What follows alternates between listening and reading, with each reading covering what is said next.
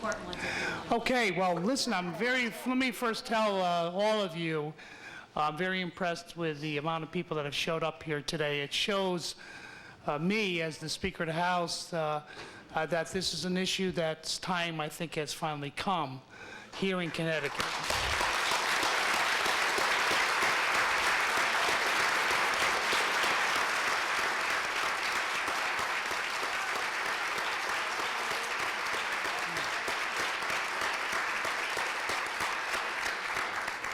And I also think it's great to see the crowd of people that are up here with me, Democrats and Republicans, representatives and senators.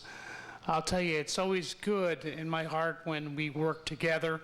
A lot of these colleagues up here I've been with for a long period of time, and we can all tell you that when we put our partisan politics aside, we do great things for the state of Connecticut, and to have us here together as Democrats and Republicans, I thank all the legislators and senators, and you should give them a round of applause for being there.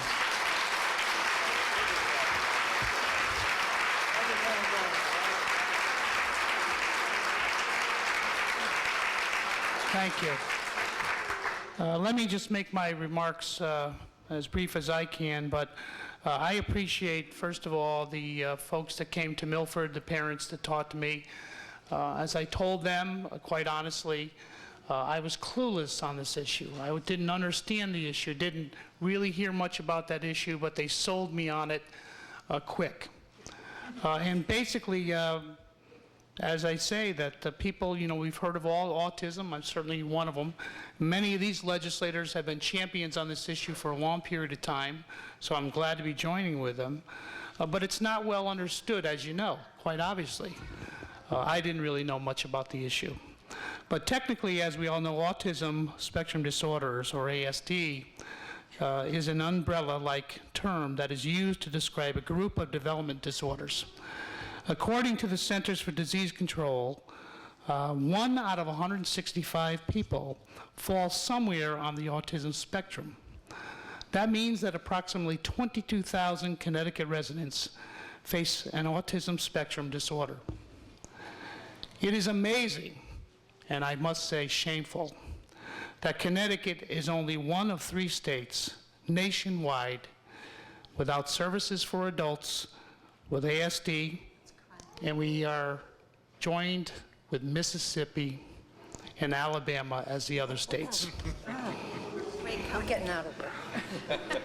The experts say that many adults with development disorders are more than capable of living productive, independent lives. I've certainly heard your stories personally down at Milford City Hall and today, earlier in breakfast. But they need job coaching, quite obviously. Life skills coaching and independent living skills coaching. And giving many autistic adults ability to learn, and sometimes, most times what I've seen and heard, some brilliance. Ability to learn once services are in place with time, they are likely to need only minimum supports and will become tax-paying, contributing citizens, something we all want. All right.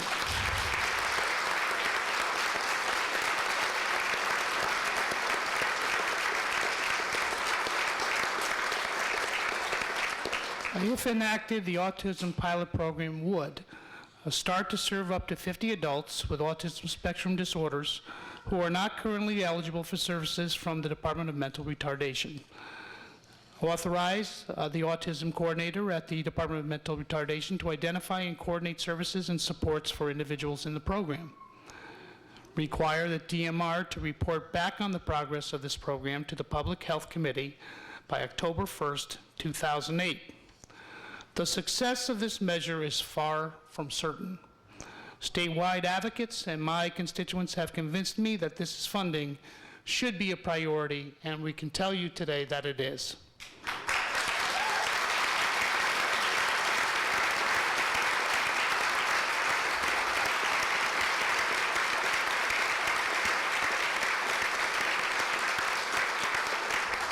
So now this is where you come in. Don't just depend on us. We need your help, and I'll tell you, you have an army here today. Boy, I wish I had, Mayor, why don't you get up here, Mayor? Come on, Mayor. Della Volpe, that's you. There's not too many other mayors in the room. Come on, Mayor, come on up here. Met the mayor last night. Mayor Loretti's here Mayor also. Loretti, oh, he always brings his sidekick with him. Mayor Loretti's here too. Come on up, Mayor. Are there any other mayors hiding in the audience? We're really great to see you fellas, and thank you so much for joining me. Last night, Mayor Del Volpe had a pin on his lapel, and to show you again how clueless I am, I said, "Hey, what's that lapel?" He said, "It's autism."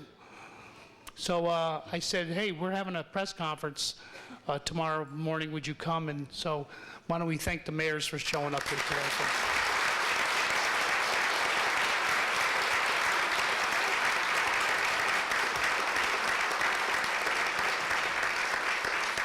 So anyways, where do you come in? Listen, it's incumbent upon all of you to make sure you talk to your legislators and your senators.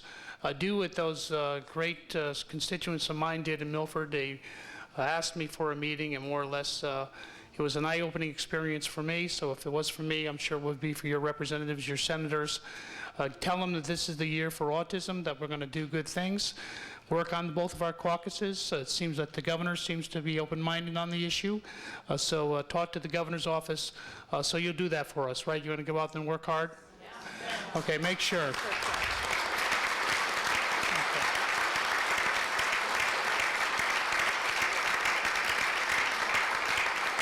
Okay, we have a few speakers, and then I'll have 3 or 4 that I have scheduled to speak, but then I'll certainly ask any other legislators or mayors if they'd like to have a few words to do so.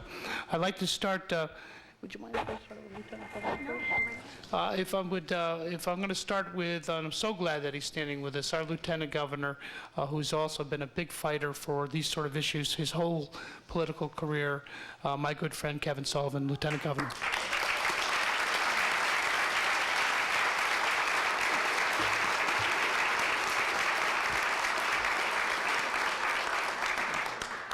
Let me start with a little shout out for the folks from Focus from Canton who are sitting back here.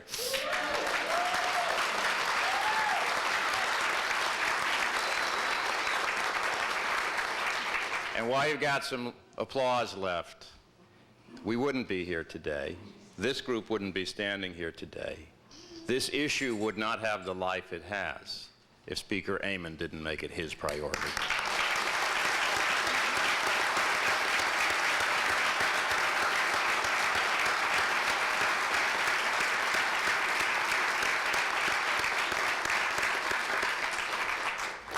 Every single day there is a new family, a new child, a new young adult struggling to deal with both the challenges and the blessings of life with autism or any of the behaviors along that continuum. For families, often it is a time of mystery at first because they find that there is a world of practitioners who don't get it, don't understand it, don't know about it. Sometimes parents themselves have a while coming to understand what it is in their child that they are going to try as best they can to provide every opportunity for. I work a lot on advocacy and mental health. And there are a lot of comparisons to what we need to do on this issue. I'll just share a couple of quick thoughts that I hope would be helpful. One is that it doesn't matter anymore having discussions and debates about diagnosis and description. We need service and support.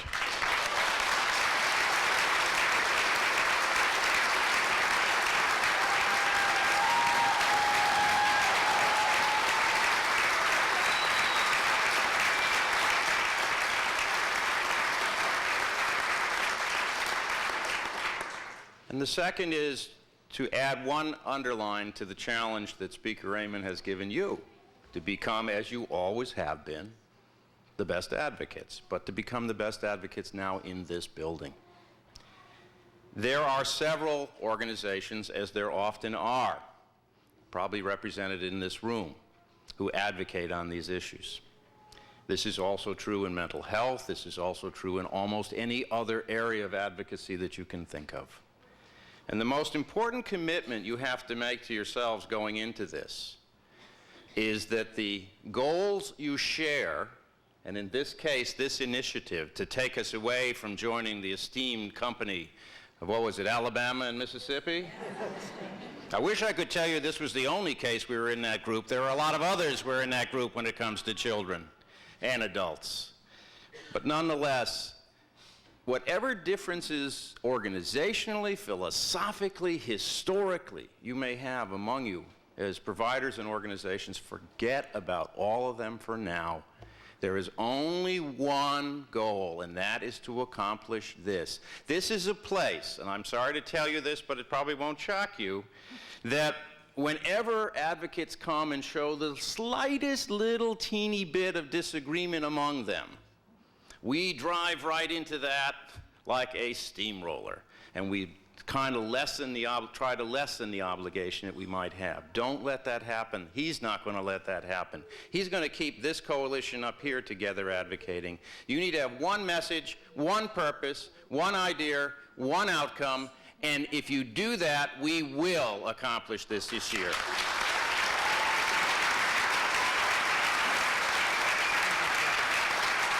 Thank you. Thanks, Kevin.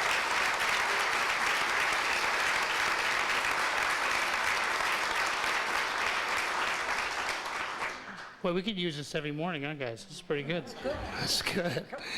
I'd like to have our chairman of public health, who really a hard worker, and I'm going to say my friend too, because they are. Everybody I have around me right now, I can really say people I admire, and I'm just so proud to be with today. But certainly, Chairman Sayers has been a hard worker for health issues, and I know that she's going to do everything in her power to make this happen. So without further ado, Chairman of Health Committee, Peggy Sayers.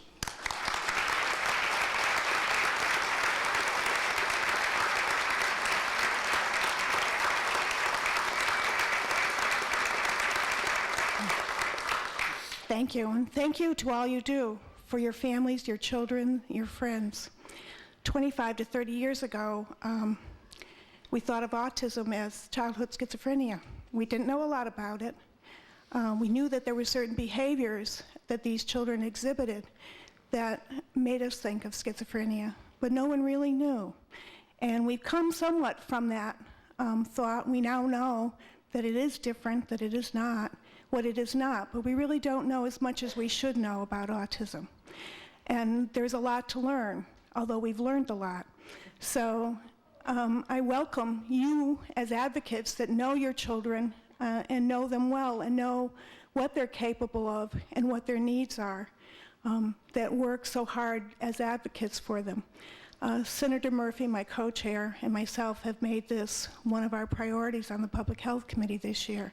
So we will be doing a bill, we'll be having a public hearing on it, and we welcome you to come and talk to us. We know, we've heard you, and we plan on going forward. So thank you, and thank you for all the work you do.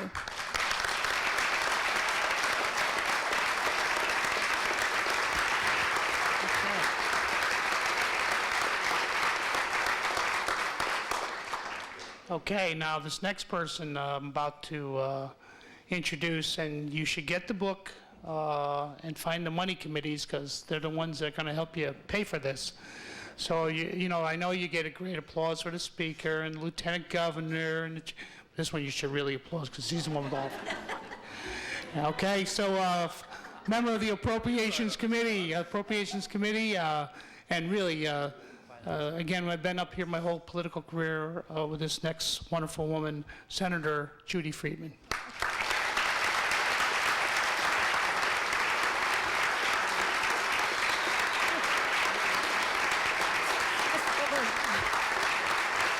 Thank you. It's not for me, believe me. It's for your kids and the future of your kids that we're standing here today.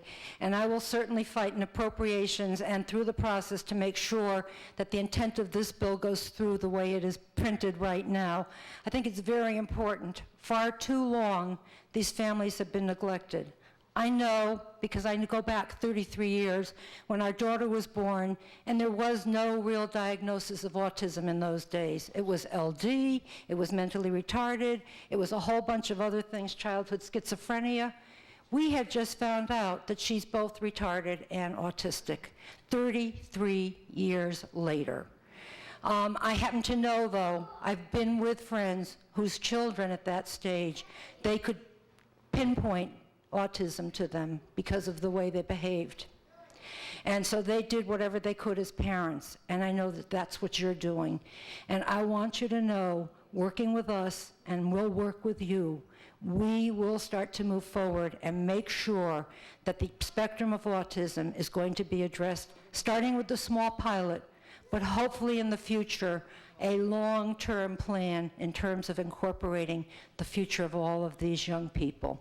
So I'm looking forward to working with you. I just want to thank all of you. I know how stressful it is. I know what it's like to be a parent, but I also know that we have the fight, we have the energy, and our kids have taught us so much. So thank you.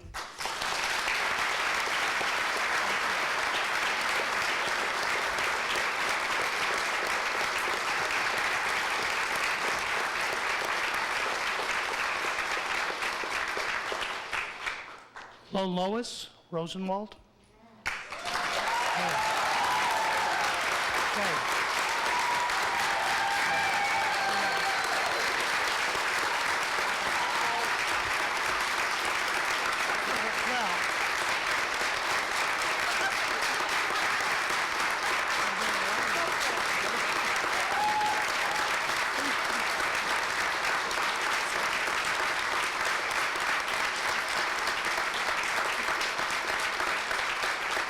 Wow.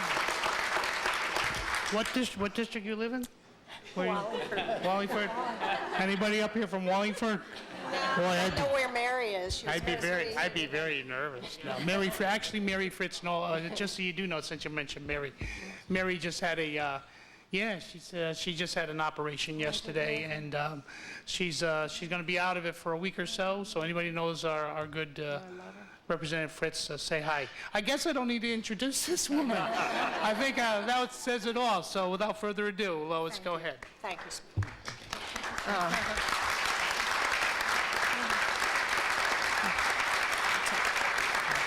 It's enough. It's enough. I'm really overwhelmed.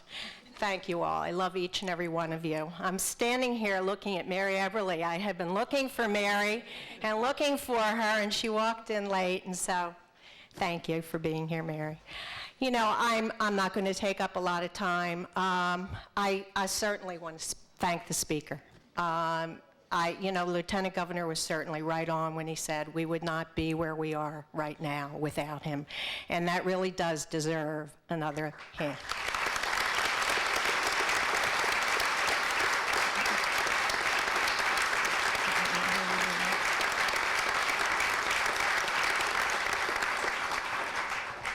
We really felt after we had met with him in Milford that we had found an advocate, and it felt really good. Not your choice.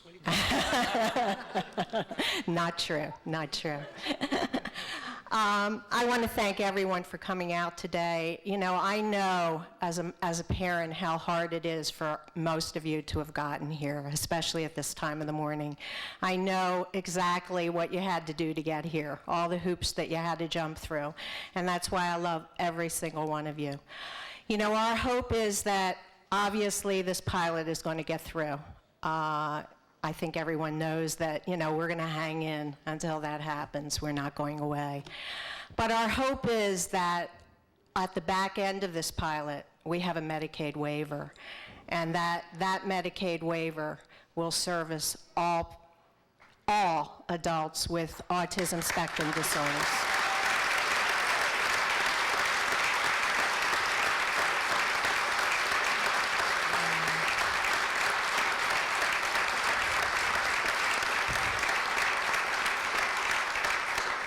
Our families are in crisis, and they need help. I think this says it well. I have a child with autism, and he or she, and we need your help. Thanks again for being here.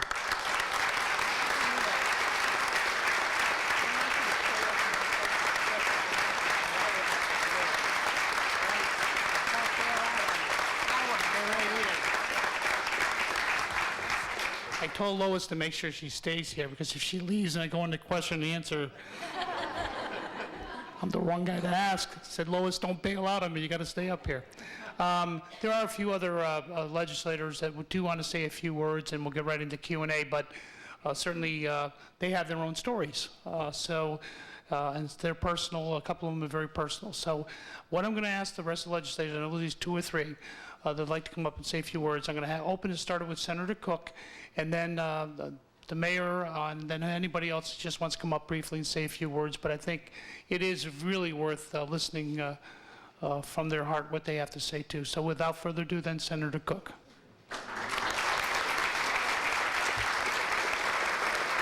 Thank you. Some things defy understanding. And for my family, what defied understanding was why my son with Down syndrome would have all of his friends through special education. And then he would move into transitional vocational training. And then when he left school at age 21, he went right with a job coach, right into a job. But his friends with autism spectrum disorder didn't. To me, that defies understanding.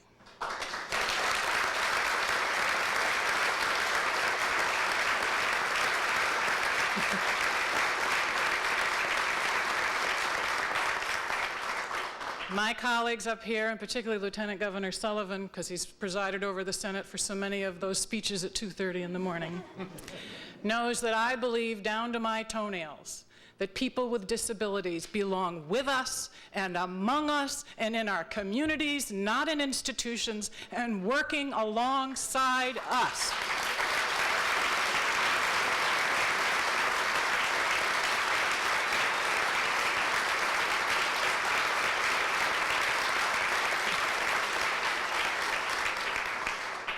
This will happen this year, maybe just a pilot this year, next year, a Medicaid waiver.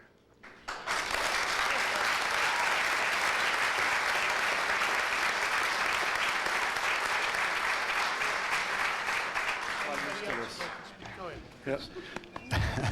Thank you, Speaker, and to the legislators, thank you for your support in such a tremendous issue. My wife Jane and I became aware of autism when a family member was diagnosed with it, and we became big advocates of it. And I see Kathy Adamchuk in the audience. She's from Ansonia, and she gave me this pin, and I've been wearing it every day just to yeah.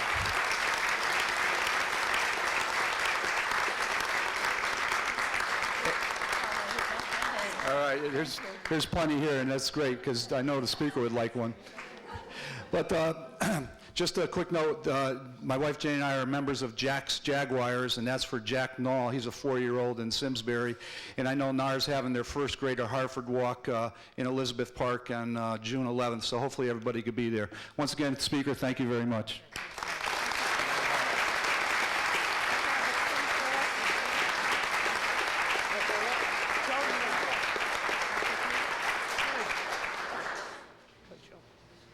Good morning. Thank you. I like my speaker. He's supposed to know everything. I know you do. He does now. See, now you know. Okay. Now you know. I'm familiar with child autism. My daughter is a pediatric occupational therapist, and she keeps on talking. And listen to her. Besides everything, I'm behind her. I know Senator Freeman, I know Dora Marta, and I'm behind her 100%. As much I can say, the adult is important, and the children too, because eventually all these children are going to be adults. And the numbers terrify me. Thank you. Thank you.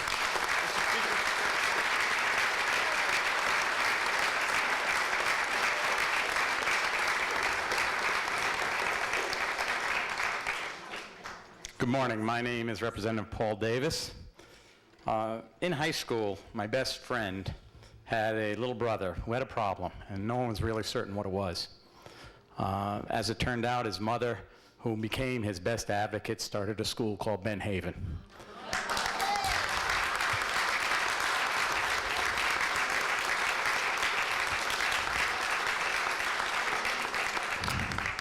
My older brother, Dan, who passed away 2.5 years ago, started teaching at that school. He made work in autism his life's work. this would have made him very, very proud.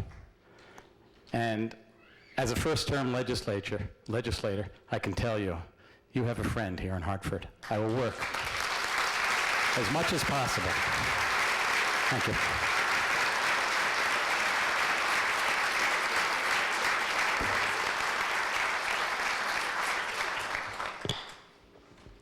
Good morning. I'm so pleased to be here. Thank you all for coming.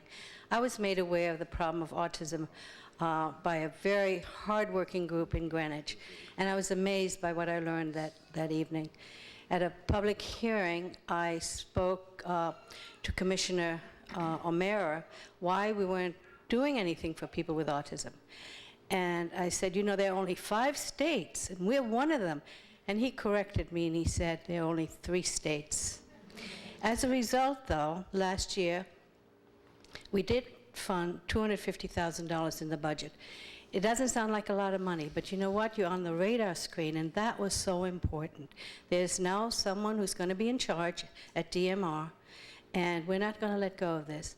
But what really made me work so hard on this is because one of my very dearest friends, her grandchild was diagnosed with autism. And so I will also work very hard. Thank you very much.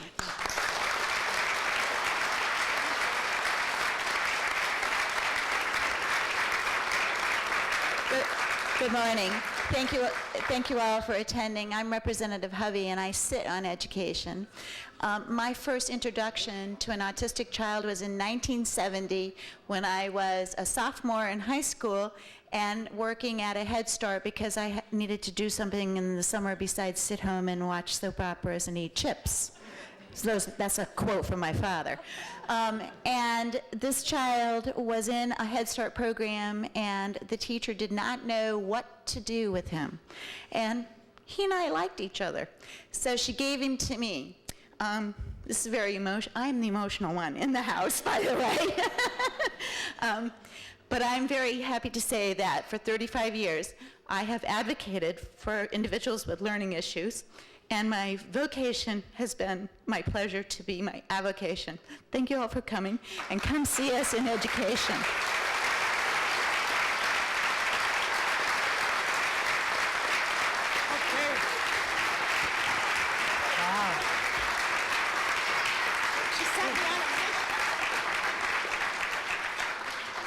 We need more pins.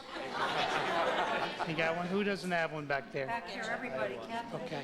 The speaker needs some pins, so when later on, if you would come down and see me, give me one personally, okay? Wow. You know, this you can show when you have that many legislators want to get up to the microphone. Believe me, I've been involved with these press conferences for a long time, so it shows you that there certainly is passion from these legislators, and there certainly is passion in this room. You don't realize how much power you have. Please use it. Get out there. Be advocates.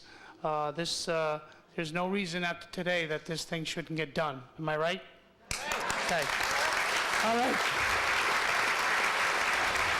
Where's Lois? I need Lois. Come, Lois. Come on, Lois. All right. Now, if there's anybody out there that asks any questions and answers, Lois is here to make me look smart. So anybody have any questions? Anybody from the media? Yes, ma'am. I meet anybody from the media first. Anybody? We really were that great? Oh, my Lord. We expect lots of No. articles from the press about all Once, going twice. Wow. Well, give the round of applause to the press that we answered all the questions. Okay. Yes, ma'am, if you have a question, sure, go ahead.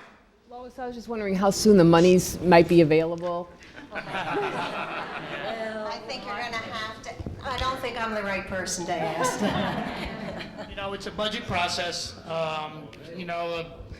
Getting it through the budget, we'll have May 3rd will be hopefully our last day, and we'll have a budget on May 3rd. So, I mean, it could be July 1st, September 1st, October 1st, January of '07. So keep the pressure on to see if we can get it as soon as possible, okay? And again, this sort of, the advocates you have out here, if you work hard, work your legislators, make it a priority. It seems if we start like this today, it can happen quick if you keep the momentum up. Speaker ought to tell you there's another little process after the word available, and that's when you actually get it. Yes, So yes. There's a whole nother group of folks that you'll need to talk to before this is a reality. Right, so I mean, that's why I said it's very important that you also have those conversations with the governor's office and the OPM director, Bob Junario. Okay? Yeah, let's go to this gentleman and then to you, ma'am. Yes, sir. Well, I don't even have my own pin. If somebody's going to commit to give that pin to her. Yes. Yes, ma'am, in the back, and then we'll go over to you, How will ma'am. the 50 people be chosen? Oh, that's a What good will the question. criteria be? How would the 50 people be chosen? I guess it's all going to be, I know, it's all going to be worked out through the agency and as we develop this legislation. I think I was over here. Yes. My name is Joan Square. I'm from Fairfield, Connecticut. I was diagnosed with on the spectrum of autism when I was 47 years old. I'm now 52. I've lost 52 years, and I hope I don't have to wait another 52 years to get a life when I'm 104. I want to make something clear to all of you. It really peeled me, excuse my French, when I saw this, and it said recently, Shannon McAvoy got help from the State Bureau of Rehabilitation Services, the only state service available to autistic adults. That's bullshit. Excuse my French. They passed me up, they strung me along for 5 years. It was Hank Lerner from the LDA who recently said that he was going to reopen my case. The aggravation, the anger, and the angst, day and night, waking up and crying and knowing that I can do far more better, and that I just kept getting a bum's rush from every place. There's Beryl Kaufman, who knows me from the CACLD. Lois, I've been in touch with her. It's like, you know, for the few seconds you meet with someone, fine, we'll do something. That's all, and you never hear from them again. Joan, I'll tell you, it's Joan, is it Joan? Yes, Joan. Look, Joan. You hear that, Jack Stone? Jack Stone, I voted for Ken Flato. If you want me to be a Democrat, if you want any Republican help, listen up. Okay. Listen up. Okay, Joan. Joan, just, you have a lot of friends in this room, and we're here to hopefully make your life better, and that's why we're all here today. So thank you for your story.